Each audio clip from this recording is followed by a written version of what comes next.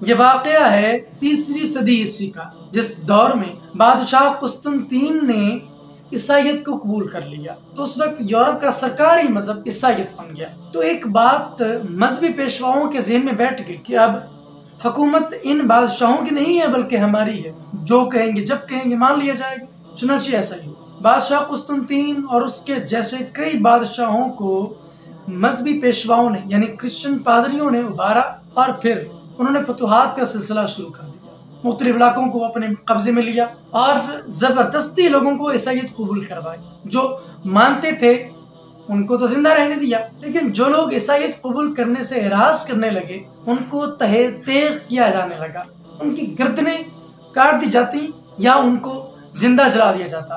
یہ حشر ہوتا تھا جو بندہ بھی عیسائیت قبول کرنے سے انکار کرتا تھا۔ قدرت کا نظام ہے نا کہ اگر کسی کو عروج دیتی ہے تو فوراً اس کے زوال کی بھی گھنٹیاں بجنا شروع ہو جاتی ہیں۔ جب پادریوں کو بہت عروج ملا تو وہ ایکسٹریم لیول پر چلے گئے، لیکن عیسائی پادریوں سے غلطی ہوئی۔ پادریوں نے اپنے مذہب کی تائید میں کچھ کتابوں کے ترجمے کروائے۔ خوش قسمتی سے یا بدقسمتی سے وہ کتابیں یونانی فلاسفرز کی تھیں، یعنی ارسطو، افلاطون اور سقراط وغیرہ، لیکن ان کو کیا پتا تھا کہ لوگ ان کی باتوں کو سیریس لے جائیں گے۔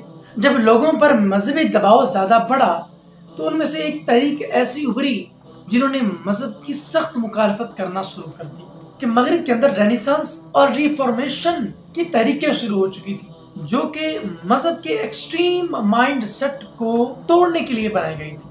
اسی دور میں مارٹن لوتھر جیسا نام بھی پیدا ہوا، اس نے عیسائیوں کے 2 بڑے فرقے بنا دیے اور مارٹن لوتھر پروٹسٹنٹ کا سرغنہ تھا۔ پھر کیا ہوتا ہے، مغرب کے اندر ایسے لوگ پیدا ہونا شروع ہوئے جنہوں نے ارسطو اور افلاطون کا سحر توڑ دیا۔ ان کے بارے میں جو بڑے بڑے گمان بنائے ہوئے تھے لوگوں نے وہ سارے ختم کر دیے اور ایک نیا نقطہ نظر پیدا کیا۔ یہ لوگ کون تھے؟ لیونارڈو ڈاوینچی، کپلر، برونو اور گلیلیو وغیرہ۔ یہ وہ لوگ تھے جنہوں نے چرچ کے اندر موجود ڈیفرنٹ نظریات کو چیلنج کر دیا۔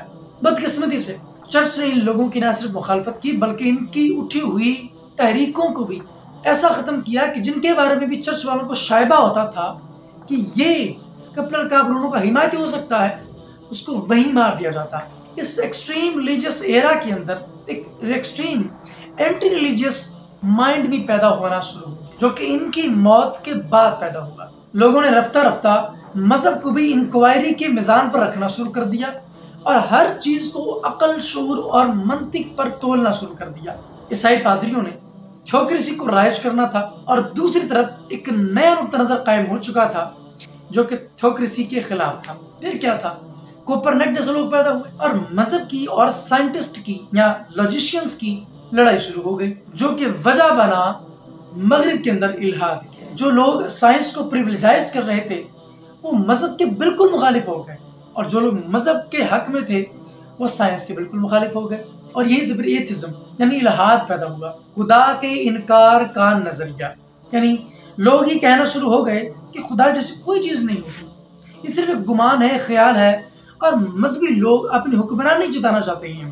پھر مذہب پر کھلے عام تنقید کی جانے لگی، لوگ گلی کوچوں میں کھڑے ہو کر مذہبی رہنماؤں کو گالیاں نکالتے، برا بھلا کہتے اور مذہب کو بھی بلی کرنا شروع ہو گئے۔ لوگوں کے نظریات کے اندر گویا تصادم پیدا ہو گیا۔ ایک ہی گھر کے اندر باپ ملحد ہے اور بیٹا مذہبی عقائد کا علم بردار ہے۔ مغرب پوری طرح چینج ہو چکا تھا، مذہب کا رنگ اتر رہا تھا اور الحاد کا رنگ چڑھ رہا تھا۔ پھر کیا تھا، کلیسا کو ہر طرف سے چوٹیں ماری گئی۔ الحاد کو مضبوط کرنے کے لیے اینجلس اور کارل مارکس جیسی ہستیاں سامنے آئیں اور معاشیات کے نئے نئے اصول پیش کیے۔ دنیا نے ان کو بہت بڑا انسان مانا۔ دوسری طرف فرائڈ جیسے لوگ پیدا ہوئے جنہوں نے نفسیات کی گہری گتھیاں لوگوں کے سامنے سلجھانا شروع کر دی اور کہا کہ ہم تو غوطہ زنی کر چکے ہیں جذبات کے اندر، ہمیں تو یہاں مذہب نہیں ملا۔ اور پھر نیٹشے جیسے ملحد مجذوب بھی پیدا ہوئے جو کہ فلسفی کو بہت زیادہ ایلیبوریٹ کرنے لگے، اور اس کلیسا کے تابوت کے اندر آخری کیل ٹھونکا چارلس ڈارون نے۔ اس کے نظریات کو بڑی تیزی کے ساتھ قبول کیا جانے لگا۔ لوگ کارل مارکس کو ایک مذہبی پیشوا سے بھی زیادہ اہمیت دینے لگے۔ ڈارون کے نظریات لوگوں کو حفظ ہونا شروع ہو گئے۔ ایسا نہیں تھا کہ سارا مغرب ہی ملحد بن چکا تھا، بلکہ کچھ لوگ ایسے تھے جو اسی الحاد کو، اسی ایتھیزم کو ایک نئے طریقے سے دیکھتے تھے، یعنی ڈیزم کی فلسفی۔ جس میں ان لوگوں کا ماننا یہ تھا کہ خدا اگرچہ موجود ہے لیکن وہ اس دنیا کو بنا کر کہیں سو گیا ہے۔ اس کو ایڈم سمتھ اور ڈیوڈ ہیوم جیسے ملحدین نے پریویلیجائز کرنا شروع کیا۔ یہاں پر آپ کو ایک دلچسپ بات بتاتا چلوں کہ صرف مغربی اس میں پیش نہیں ہے، بلکہ ایک جدید فلسفی دنیا میں پیدا ہونا شروع ہو گئی ہے جس میں لوگ ڈی ریلیجیس ہو رہے ہیں، یعنی اینٹی ریلیجیس مائنڈ سیٹ نہیں بلکہ ڈی ریلیجیس مائنڈ سیٹ۔ اس میں ہر شخص یہ چاہتا ہے کہ میں ایک نیوٹرلٹی پیدا کرنا چاہتا ہوں۔